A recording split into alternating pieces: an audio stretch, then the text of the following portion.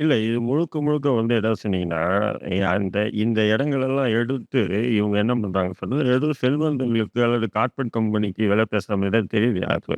ஒரு 5, 6 ஒரு 4, 5 தலைமுறை. தலைமுறையா இருக்காங்க.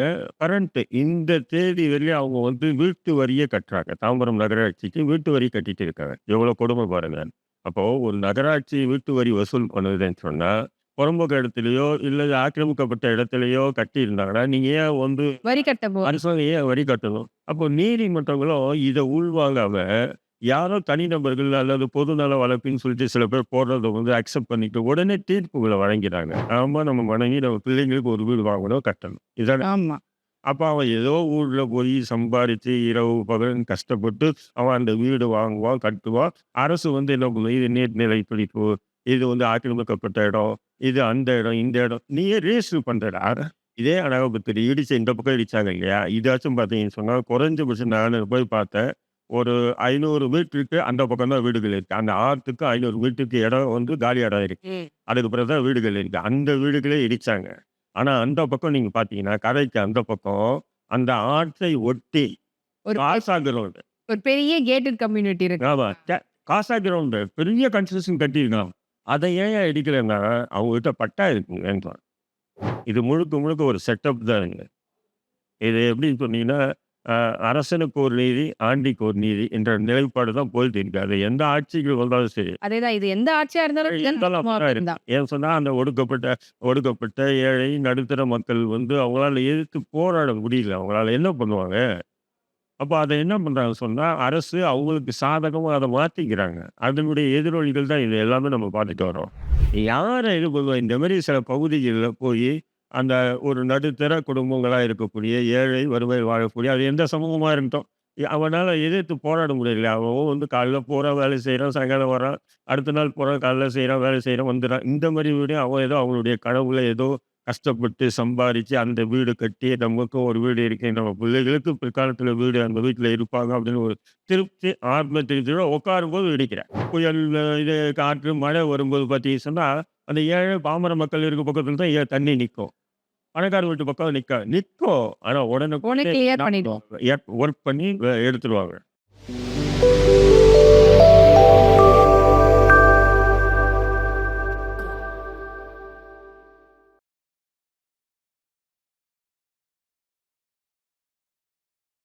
வீரா மீடியா நேயர்களுக்கு வணக்கம். இன்னைக்கு நம்ம இடையே இணைஞ்சிருக்கிறவங்க, தப்புனா அது யார் செஞ்சாலும் தப்பு.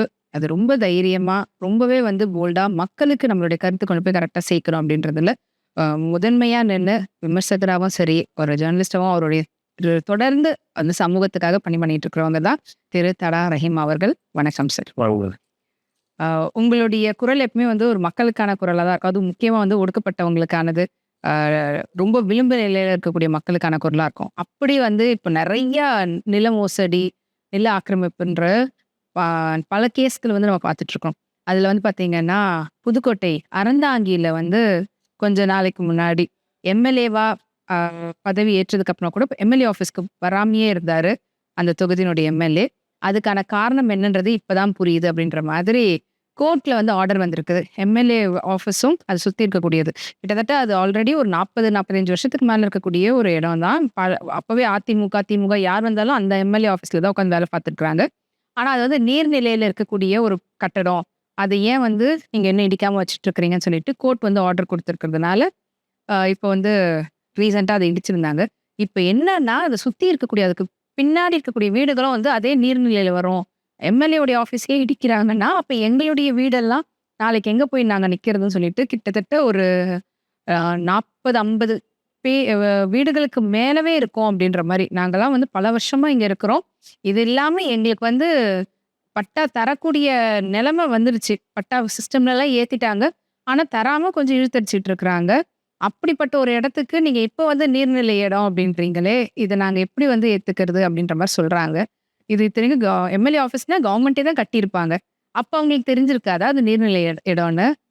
இல்ல. இது முழுக்க முழுக்க வந்து எதாவது சொன்னீங்கன்னா, இந்த இடங்களெல்லாம் எடுத்து இவங்க என்ன பண்றாங்க சொன்னா, ஏதோ செல்வந்தர்களுக்கு அல்லது கார்ப்பரேட் கம்பெனிக்கு விலை பேசுற மாரி தான் தெரியுது எனக்கு. அ இப்ப தொடர்ந்து நீங்க இப்ப இல்ல. இதுக்கு முன்னாடி நீங்க இதே சென்னையில வந்து அனகாபுத்தூர்ல வந்து பார்த்தீங்கன்னு சொன்னா, வீடுகள இடிச்சாங்க. காகிதமில்லத் நகர், கண்ணகில ஒரு 2, 3 பகுதிகள். குறைஞ்சது பார்த்தீங்கன்னா, 1000 வீடுகளுக்கு மேல இடிக்கப்பட்டது அந்த பகுதிகள்ல. அந்த 1000 வீடுகள்ல பார்த்தீங்கன்னு சொன்னா, குறைஞ்சது ஒரு 7 தலைமுறையா இருந்திருக்காங்க. அங்கேயே இருக்காங்க. ஏதோ ஆக்கிரமிக்கப்பட்ட இடம்னா நேத்து ஆக்கிரமிக்கப்படல. 1000 ஒரு ஒரு 5, 6 4, 5 தலைமுறை. தலைமுறையா இருக்காங்க. கரண்ட் இந்த தேதி வரையும் அவங்க வந்து வீட்டு வரியே கட்டுறாங்க. தாம்பரம் நகராட்சிக்கு வீட்டு வரி கட்டிட்டு இருக்காங்க. எவ்வளோ கொடுமை பாருங்க. அப்போ ஒரு நகராட்சி வீட்டு வரி வசூல் பண்ணுதுன்னு சொன்னா, புறம்போக்கு இடத்துலயோ, இல்ல ஆக்கிரமிக்கப்பட்ட இடத்துலயோ கட்டியிருந்தாங்கன்னா, நீங்க ஏன் வந்து வரி கட்ட அரசாங்கம் ஏன் வரி கட்டணும்? அப்போ நீதிமன்றங்களும் இத உள்வாங்காம, யாரோ தனிநபர்கள் அல்லது பொதுநல வழக்குன்னு சொல்லிட்டு சில பேர் போடுறத வந்து அக்செப்ட் பண்ணிட்டு உடனே தீர்ப்புகள வழங்கிறாங்க. அது வந்து பார்த்தீங்கன்னா, இந்த விளிம்பு நிலை பாதிக்கப்பட்ட அந்த ஒடுக்கப்பட்ட மக்கள் வந்து அவங்க என்ன பண்ணுவாங்க? எந்த அரசியல்வாதி கொடுப்பாங்க? அதுவும் பார்த்தீங்கன்னா, இந்த அழகப்பத்தூர், காகிதமில்லத் நகர் அந்த பகுதிய பார்த்தீங்கன்னு சொன்னா, அ ஒ இந்த ஓட்டர் ஐடி இருக்கு அவங்களுக்கு. மின்சார இது அந்த முகவரியில இருக்கு. ஆதார் அட்ரஸ் அந்த முகவரியில இருக்கு. அ அதன் பிறகு பார்த்தீங்கன்னா, அவங்க வீட்டு வரியும் கட்டுறாங்க. புரியுதுங்களா? அந்த வீட இரவோடு இரவா 10, 15 புல்டோசர் வச்சு இடிச்சு தரைமட்டமாக்குறாங்க. கடந்த ஆட்சியில, திமுக ஆட்சியில நடந்தது. அப்போ அந்த பாதிக்கப்பட்ட மக்களுக்கு நாங்க மாற்று இடம் குடுக்குறோன்ட்டாங்க. மாற்று இடம் எங்க குடுக்குறாங்கன்னு சொன்னா, செம்மஞ்சேரியில வந்து அ ஒரு இந்த பில்டிங் இருக்கு இல்லையா? இந்த ஹவுசிங் போர்டு. ஹவுசிங் ஹவுசிங் போர்ட்ல வந்து வீட குடுக்குறாங்க. இங்க வந்து பார்த்தீங்கன்னா, அவங்க 50,00,000 தனியா அவங்களே கட்டின வீடு. 2,00,00,000ல வீடு கட்டியிருக்கிறவன் கூட, அங்க போய் ஹவுசிங் போர்ட்ல போய் இருக்கணும்னா முடியுமா கொஞ்சம்? அ அப்ப இங்க வந்து இன்னைக்கு இருக்கக்கூடிய இளைய சமூகத்தினுடைய எதிர்பார்ப்பு, கனவே என்னன்னு சொன்னா, நம்ம மனைவி, நம்ம பிள்ளைங்களுக்கு ஒரு வீடு வாங்கணும், கட்டணும். இதானே. ஆமா. அப்ப அவன் ஏதோ ஊர்ல போய் சம்பாரிச்சு இரவு பகல்னு கஷ்டப்பட்டு அவன் அந்த வீடு வாங்குவான், கட்டுவான். அரசு வந்து என்ன பண்ணும், இது நீர்நிலை பிடிப்பு, இது வந்து ஆக்கிரமிக்கப்பட்ட இடம், இது அந்த இடம், இந்த இடம். நீயே ரெஜிஸ்டர் பண்றடா. இல்ல இப்ப இந்த நீர்நிலை அ நிலம்ன்றது அவங்களுக்கு அந்த இது கட்டுறாங்கல்ல, வரி கட்டும்போதெல்லாம் அப்போலாம் வந்து வரியை விடவா, இது வந்து ரிஜிஸ்டர் பண்றாங்க. உங்க இடம் அங்க இருக்கு. நான் போய் வாங்குறேன். ரிஜிஸ்டர் பண்றாங்க. அந்த ஆவணங்களை எல்லாம் நீதிமன்றத்தில காட்டி கூட, நீதிமன்றம் இடிக்கிறதுக்கு அனுமதி குடுத்தாங்க சொல்லி 10, 15 புல்டோசர் வச்சு இரவோட இரவா எல்லாத்தையும் இடிச்சு தரைமட்டமாக்குறாங்க. ஒரு 1000 போலீஸ போட்டு. இது கொடுமையா இல்லையா? அப்ப நீ ஏன் ரெஜிஸ்டர் பண்ற? நம்பர் 1 கேள்வி. இருக்கா இல்லையா? நீ ஏன் ஆதார் அட்டையோ அல்லது எலக்ஷன் நீ ஏன் அங்கேருந்து ஓட்டு போட்டு எப்படி அப்போ சட்டமன்ற உறுப்பினர் ஆகலாம்? பாராளுமன்ற உறுப்பினர் அவங்களுடைய ஓட்டெல்லாம் வாங்கி தானே. வாங்கி தானே பண்றீங்க நீங்க. நீ வீட்டு வரி கட்டுறாங்க. மின்சாரம் எல்லாமே எல்லாமே கட்டுறாங்க. ஆனா இடிச்சுட்டு கமுக்குன்னு இருக்காங்க. இத பத்தி யாரு பேசுறாங்க? பொது வெளியில யாருமே பேசல. கடந்த ஆட்சியில் நடந்தது திமுகவோ ஆட்சியில் தான் நடந்தது அது. கம்யூனிஸ்ட் கட்சி சைலன்ட் மூடு. காங்கிரஸ் சைலன்ட் மூடு. இருக்கிற இஸ்லாமிய அமைப்பு எல்லாமே சைலன்ட் மூடு. விசிக சைலன்ட் மூடு. அப்போ நீங்க என்ன பண்றீங்க? தேர்தல் நேரத்தில மட்டும் போயி, அந்த மக்களுக்கு என்னென்ன வாக்குறுதி நீங்க கொடுக்குறீங்க. அதே மாரி வந்து பார்த்தீங்கன்னா, புதுக்கோட்டை மாவட்டம் வந்து அம்மாபட்டினம்ன்ற ஒரு கிராமத்த ஒரு இடம். இங்க வந்து பார்த்தீங்கன்னா, அங்கேயும் அப்படிதான் 7 தலைமுறை, 8 தலைமுறை செய்றாங்க. அங்க வந்து குளம் இருந்துதாம்.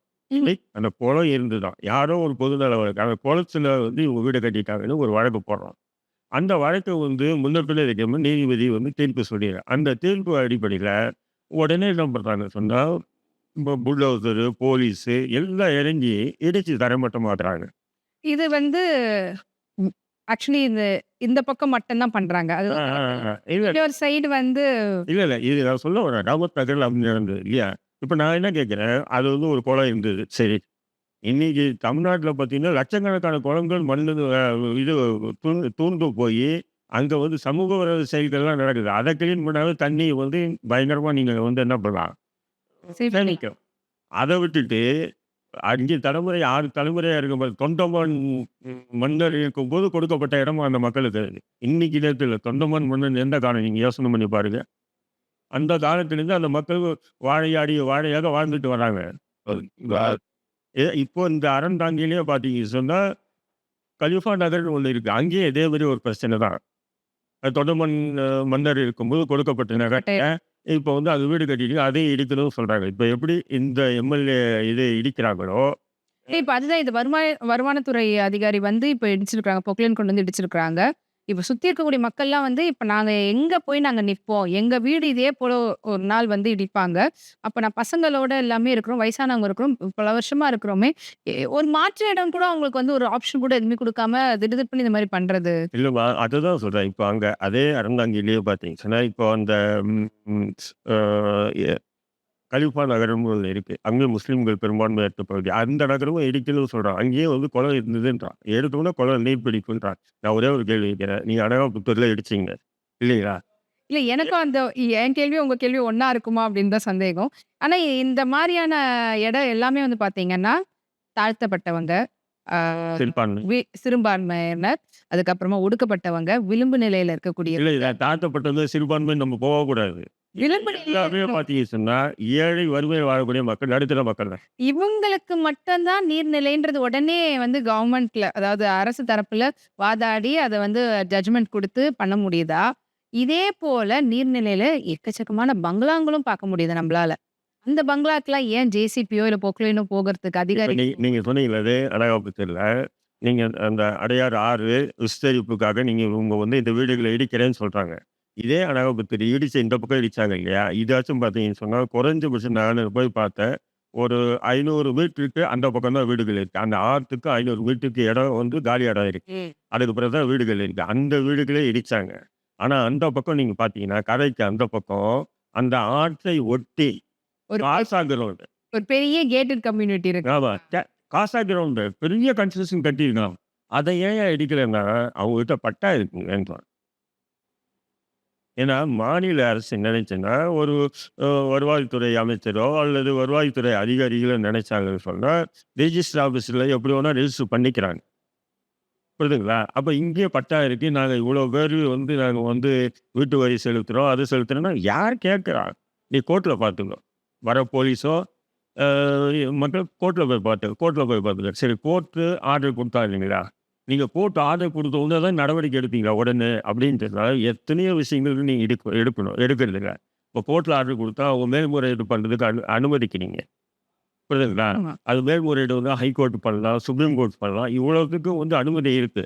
அந்த அனுமதிக்கே வாய்ப்பு குடுக்காம, நீ இரவோட இரவா நீங்க வந்து கோர்ட் ஆர்டர் இன்னைக்கு வந்து நாளைக்கே நீ புல்டோசர், போலீஸோட வந்து இடிக்கிறேன்னு சொன்னா, இது திட்டமிட்ட ஒடுக்கப்பட்ட மக்களை அழிக்கும் செயல். இருக்கா இல்லைங்களா? ம். இதுவே வந்து அந்த பக்கம் நல்ல ஒரு அ இல்ல செல்வாக்கா அதுக்கு ஒரு இருக்கக்கூடிய உதாரணம் அந்த அதுக்கு ஒரு உதாரணம் சொல்றேன் பாருங்க. இதே தஞ்சையில ஆ சாஸ்திரா பல்கலைக்கழகம்னு ஒண்ணு இருக்கு. பெரிய பல்கலைக்கழகம். அங்க 54 ஏக்கர் ஆக்கிரமிக்கப்பட்ட இடம். எவ்வளோ? 54 54 ஏக்கர். ஏக்கர். அவன் வந்து அழகா பில்டிங் கட்டிக்கிட்டு இருக்கான். அவங்களுக்கு என்ன பண்ணி குடுக்குறீங்க? கீழ் நீதிமன்றத்தில அவங்களுக்கு அனுமதி குடுத்தாங்க. உடனே புல்டோசர் வச்சு இடிக்க வேண்டியது தானே இடிக்கல நீங்க. அடுத்தது மறுபடியும் அதுக்கு ஹைகோர்ட் ஆர்டர் அதையும் நீங்க ஏத்துக்கல. சுப்ரீம் கோர்ட் அதையும் இது பண்ணாம, இன்ன வரையும் உங்க புல்டோசர் ஏன் அங்க போகல? இல்ல இப்போ மட்டும் வந்து நீதிபதி அவமதிக்கிற மாரி இருக்காதா? இல்லன்னா வந்து தீர்ப்ப வந்து அவமதிக்கிற மாரி இருக்காதா? கோர்ட்ட அவமதிக்கிற மாரி இருக்காதா? இது எல்லாமே ஒரு செட்டப் மாரி நடக்குது பாரு. இது முழுக்க முழுக்க ஒரு செட்டப் தானுங்க. இது எப்படின்னு சொன்னீங்கன்னா, அ அரசனுக்கு ஒரு நீதி, ஆண்டிக்கு ஒரு நீதி என்ற நிலைப்பாடு தான் போயிட்டு இருக்கு. அது எந்த ஆட்சிக்கு வந்தாலும் சரி. அதேதான் இது எந்த ஆட்சியா இருந்தாலும் இதுதான் இருந்தாலும் நடக்குமா அப்படிதான் அப்படின்னு இருக்கு. தான். ஏன் சொன்னா, அந்த ஒடுக்கப்பட்ட ஏழை, நடுத்தர மக்கள் வந்து அவங்களால எதிர்த்து போராட முடியல. அவங்களால என்ன பண்ணுவாங்க? அப்ப அத என்ன பண்றாங்க சொன்னா, அரசு அவங்களுக்கு சாதகமா அத மாத்திக்கிறாங்க. அதனுடைய எதிரொலிகள் தான் இது எல்லாமே நம்ம பார்த்துட்டு வர்றோம். ஏன்னா பெரிய இடம்ன்னு சொல்லும்போது அவன் அப்பீலுக்கு போறான். இவங்களால போய் ஒரு ஃபைல் பண்ணி கேஸ் இல்ல நிறுத்தறதுக்கு கேஸ்ன்றது அதுக்குண்டான வாய்ப்புகள் குடுத்தா தானே. இப்போ வந்து ஒரு 50 வீடு, 100 வீடு இருக்கு ஒரு ஒரு ஏரியான்னும்போது 100, 200 வீடு இருக்குன்னா, அந்த 100, 200 பேர் ஒன்று கூடி, அவங்க வந்து அப்பீலுக்கு உண்டான நடவடிக்கை எடுக்கிறதுக்கு அவங்களுக்கு கால அவகாசம் குடுக்கணுமா இல்லையா? ஆ. அந்த கால அவகாசமும் குடுக்குறதில்ல. இப்படி வந்து நடந்துட்டு தொடர்ந்து தமிழ்நாட்டுல வந்து நடந்துட்டு இருக்கு. இல்ல இப்போ அதான் சொல்றேனே, இதே அறந்தாங்கில கலிஃபா நகர் என்ற ஒரு நகரையும், இதே மாரி 500க்கும் மேற்பட்ட வீடுகளை இடிக்கிறதுக்கு அ அரசு வந்து நடவடிக்கை எடுத்துட்டு வரான். இப்ப அவங்க நீதிமன்றத்துல உஷாராயிட்டாங்க அவங்க. அதனால அவங்க அனகாபுத்தூர் விஷயத்திலயோ, மற்ற மற்ற விஷயங்களும் உஷாராயிட்டு, இப்ப அவங்க என்ன பண்றாங்க, நீதிமன்றத்துக்கு வந்து கரெக்ட்டா இத பண்றாங்க. அதனால வந்து அங்க போகல. அதே மாரி நெறைய இடங்கள் கேட்டா நீர் பிடிப்பு, நீர் பிடிப்பு, நீர் பிடிப்பு தான். சரி நீர் பிடிப்புன்னு சொல்றேன். இதே முகப்பேர் இருக்கு பார்த்தீங்களா? முழுக்க முழுக்க ஏரி. வேளச்சேரி எண்ணெய் ஏரி ஏரி. அ. தாம்பரம் தாம்பரம் சுற்றி உள்ள பகுதியெல்லாம் என்ன ஏரி தான். அதெல்லாம் உங்களால இடிக்க முடியுமா? அங்கெல்லாம் காலேஜுங்க இருக்குது. எவ்வளோ கேட்டட் கம்யூனிட்டி வந்திருக்குது. என்ன பண்ண முடியும்? உங்களால எடுக்க முடியாது. யார இது பண்ணுவா? இந்த மாரி சில பகுதிகள்ல போயி, அந்த ஒரு நடுத்தர குடும்பங்களா இருக்கக்கூடிய, ஏழை வறுமையில் வாழக்கூடிய, அது எந்த சமூகமா இருக்கட்டும். அவனால எதிர்த்து போராட முடியல. அவன் வந்து காலைல போறான், வேலை செய்றான், சாயங்காலம் வரான். அடுத்த நாள் போறான், காலைல செய்றான், வேலை செய்றான், வந்துறான். இந்த மாரி வீடு அவன் ஏதோ அவங்களுடைய கனவுல ஏதோ கஷ்டப்பட்டு சம்பாரிச்சு, அந்த வீடு கட்டி, நமக்கும் ஒரு வீடு இருக்கு. நம்ம பிள்ளைகளுக்கு பிற்காலத்துல வீடு அந்த வீட்ல இருப்பாங்க அப்படின்னு ஒரு திருப்தி, ஆத்ம திருப்தியோட உட்காரும்போது வெடிக்கிறேன். அவங்களோட எவ்வளோ வருஷத்து உழைப்பு, சேமிப்பு. அ இப்ப எப்படின்னு சொன்ன உதாரணத்துக்கு, மின்சார கட்டு பாருங்க. பெரிய பெரிய பணக்கார வீட்டுக்கு மின்சார கட்டே வராது. மின்சார தடையே ஏற்படும் இருக்காது. இருக்கா இல்லைங்களா? வீடு ஏன் சார்? பணக்கார ஏரியானாலே இருக்காது. அதான் சொல்றேன். மின்சார தடையே இருக்காது. நீங்க பார்த்தீங்கன்னா, சிலம்பு இந்த சாதாரணமான ஏரியாக்கள்ல அடிக்கடி மின்தடை வரும். என்ன எனக்கு ஒண்ணுமே புரியல. ஏன்டா மின்தடை வந்து ஒரு நடுத்தர ஏழை மக்கள் வாழக்கூடிய பகுதியில் தான் மின்தடை வரணுமா? பணக்கார வீட்டு பக்கத்துல மின்தடையே வரக்கூடாதா? ஏன் மின்தடையே வரதில்ல அங்கலாம்? அதே அதான் மாரி அதே மாரி புயல், இது காற்று, மழை வரும்போது பார்த்தீங்கன்னு சொன்னா, அந்த ஏழை பாமர மக்கள் இருக்க பக்கத்துல தான் தண்ணி நிக்கும். பணக்கார வீட்டு பக்கம் நிக்காது. நிக்கும். ஆனா உடனே உடனுக்குடனே கிளியர் பண்ணிடுவோம். ஒர்க் பண்ணி எடுத்துருவாங்க. இல்ல இப்போ இது நம்ம பேசிட்டு இருக்கோமே அறந்தாங்கி. இது கூட என்னன்னா, நீர்நிலை நிலம் அப்படின்றது மட்டும் இல்லாம, இவங்க ப்ரொட்டஸ்ட் பண்ணும்போது என்ன சொல்றாங்கன்னா, "நாங்க பல வருஷமா இருக்கிறோம். தலைமுறை தலைமுறையா இருக்கோம். இங்க இதுவரைக்கும் மழை எவ்ளோ மழை பார்த்துருக்குறோம். தண்ணி நின்னதே கிடையாது. அப்படிப்பட்ட ஒரு இடத்த வந்து நீங்க ஏன் வந்து இப்படி பண்றீங்க?" அப்படின்றது ஒரு பக்கம். இதுல வந்து கம்யூனிஸ்ட் கட்சிய சேர்ந்தவங்களும் வந்து ப்ரொட்டஸ்ட்ல வந்து இறங்கியிருக்கிறாங்க. அவங்களே இந்த மாரி நடந்துக்கிறது கொஞ்சம் கூட சரி கிடையாது. எம்எல்ஏவ வந்துட்டு நாங்க தேர்ந்தெடுத்தவர் தானேன்னு சொல்லிட்டு எம்எல்ஏவ போய் பார்க்க போனா, அவரும் வந்து கோர்ட் ஆர்டர் நான் என்ன பண்ண முடியும்? நான் என்னால முடிஞ்சது நான் ட்ரை பண்றேன் அப்படின்ற மாரி தான் சொல்லியிருக்கிறாரு. இல்ல கம்யூனிஸ்ட் கட்சிகள்லாம் வந்து இப்படியும் வந்து ஆடுவாங்க, அப்படியும் ஆடுவாங்க. நான் இவங்கள வந்து ஒரு காலம் வந்து கம்யூனிஸ்ட் நம்பிட்டு இருந்த காலமெல்லாம் மலை ஏறி போச்சு. கடவுள் திமுக ஆட்சியிலயும் அவங்க அப்படிதான் திமுக என்ன செய்யுது ஜால்ரா போட்டுன்னு. இப்ப தாவேகா கூட கூட்டணி வச்சு தாவேகா என்ன சொல்லுது ஜால்ரா போட்டுட்டு இருக்காங்க. திருச்சியில இறங்குனா கரும்புக்கு விலை ஏத்துன்னு போராடுவாங்க. திருச்சியில கரும்புக்கு விலை ஏத்துன்னு போராடுவாங்க. சென்னையில வந்து சர்க்கரைக்கு விலை குறையுங்குவாங்க. கரும்புக்கு விலை ஏத்துனா சர்க்கரைக்கு விலை ஏற தானே செய்யும். இருக்கா இல்லைங்களா? ஆமா. அ அப்போ இது வந்து கம்யூனிஸ்ட் கட்சிகள்லாம் வந்து அவங்க வந்து எப்படின்னு சொன்னா நேர்மை, உண்மை எல்லாமே இருக்கு. அவங்க தனிப்பட்ட வாழ்க்கையில இருக்கு. ஆனா, அவங்க அந்த பொது வாழ்க்கையில வந்து தவறுன்னா தவறுன்னு சொல்லிட்டு, இப்போ தாவேக்கா இந்த மாரி தவறுகள் செய்து மக்கள் விரோத செயல்படுறதுன்னு தூக்கி வீசிட்டு வரணும் விலகணும். ஒரு இருக்கா இல்லைங்களா? ஆமா. நானும் கண்டிச்சேன். நானும் அறிக்கை குடுத்தேன். இது யாரு? கிள்ளிய விட்டுட்டு தொட்டில ஆட்டுற வேலை ஏன்றேன் நான். புரியுதுங்களா உங்களுக்கு? புரியுது. இன்னைக்கு நீங்க கூட்டணி ஆட்சியில இருக்கீங்க. இப்படி ஒரு அநியாயம், அக்கிரமம் நடக்குது. அன்னைக்கு திமுக கூட்டணியில இருந்தீங்க. திமுக அக்கிரமம், அநியாயம் நடக்குது. அன்னைக்கு நாங்க திமுக விட்டு வெளியேறேன்னு சொன்னா மக்கள் உங்க பின்னாடி இருப்பான். இருக்கா இல்லைங்களா? கண்டிப்பா. இன்னைக்கு தாவேக்கா ஆட்சியில இப்படி நடக்குது அறந்தாங்கியில. அப்படிங்கும்போது நீங்க என்ன பண்ணணும்? இது அறந்தாங்கியில் நடக்குது. உடனே முதல்வர் தலையிட்டு நிறுத்தணும். இல்லன்னு சொன்னா நான் கூட்டணி விட்டு வெளியேறேன். ஏன் சொல்றது இல்ல? கேட்டா அறிக்கை குடுப்பேன்ல. நாங்களும் அந்த போராட்ட மக்கள் கூட சேர்ந்து போராடல சார். இது எந்த வகையான அரசியல்ன்றாரு. இது இது நெறைய இப்போ நடக்குது. இது அயோக்கியத்தனமான அரசியல். அதாவது மக்களோட சேர்ந்து போராடுறோம்ன்றது மக்கள் பக்கம் நாங்க நிக்கிறோம். மக்களோட எடுத்துக்கிறோம் அப்படின்னு. மக்களோடு சேர்ந்து போராடணும்னா நீங்க நானும் போராடணும். ஏன்னா நம்ம அரசுக்கு ஆதரவான நிலை இப்போ இல்ல. ஆனா நீங்க என்ன பண்ணணும்? கூட்டணியில இருக்கீங்க. நீங்க என்ன பண்ணணும்னு சொன்னா, நாங்க மக்கள் கூட இருக்கோம். மக்களோட சேர்ந்து போராடுறோம். இந்த கதையே சீனே இருக்கக்கூடாது. ஒரே ஒரு அறிக்கை. முதல்வர் இந்த விஷயத்தை தலையிட்டு நிறுத்தணும். நிறுத்தலைன்னா நாங்க கூட்டணி விட்டு விலகுவோம். சொல்லு. புரியுதுங்களா? இவங்க எப்படி சொன்னா, முழுக்க முழுக்க இப்போ அங்க கூட்டணி வச்சுட்டு என்னென்ன பண்ணணுமோ அதையும் பெற்றுக்குது. அதே நேரத்தில மக்கள் விட்டு விலகிடக்கூடாதுன்னு மக்கள் கூடவே இருக்கு. இதுதான் அயோக்கியத்தனமான பாசிச அரசியலா நான் பார்க்குறேன். ஆர்எஸ்எஸ் பாசிச இல்ல. இது மோசமான அயோக்கியத்தனமான பாசிச செயல். அவங்க வந்து எதிரி. புரியுதுங்களா உங்களுக்கு? ஆனா ஒரு அடித்தட்ட மக்களுக்கு ஏதாவது ஒரு போராட்டம்னா முதல்ல வந்து நிக்கிறவங்க அவங்கள தான் சொல்லுவாங்க. இன்னைக்கு அப்படி இருக்கு இல்லையா? நாங்க இப்போ இத்தனாலும் நானும் சொல்றேன். அவங்களெல்லாம் ஒரு பகுத்தறிவாளர்களா, சமூக செயல்பாட்டாளர்களா, அவங்களுடைய தனிமனித வாழ்க்கையில ஒழுக்கம் எல்லாமே இருக்கு. நான் இல்லைன்னு சொல்லல. பட் இந்த மாரி விஷயம் கடந்த திமுக ஆட்சியில அவங்க அம்பலப்படுத்திட்டாங்க. அம்பலமாயிட்டாங்க. வேல்பா சிப்காடு விஷயத்துக்கு விவசாயிகள் போராடுறாங்க. இவங்க போகலையே. அது பரந்தூர் விமான நிலையத்துக்காக வந்து விவசாயிகள் போராடினாங்க. கம்யூனிஸ்டுகள் போகலையே. அப்ப நீங்க கூட தானே இருந்தீங்க. அதான் நீங்க கார்ப்பரேட்டுக்கு எதிரான கட்சி எது கம்யூனிஸ்ட். இப்படி ஒரு டயலாக். இப்போ கார்பரேட்டுக்காக தானே திமுக வந்து பரந்தூர் விமான நிலையத்தை தாரை வார்த்தான். நீங்க ஏன் சார் போகலாங்க? புரியுதுங்களா உங்களுக்கு? இது போன்ற செல்வம் நிறைய இருக்கு நான் சொல்லணும். பல நில ஆக்கிரமிப்புகள், பல நிலத்தினால இப்போ நடந்துட்டு இருக்கக்கூடிய விஷயங்கள பத்தி ரொம்ப விரிவா பேசியிருந்தீங்க சார். நன்றி.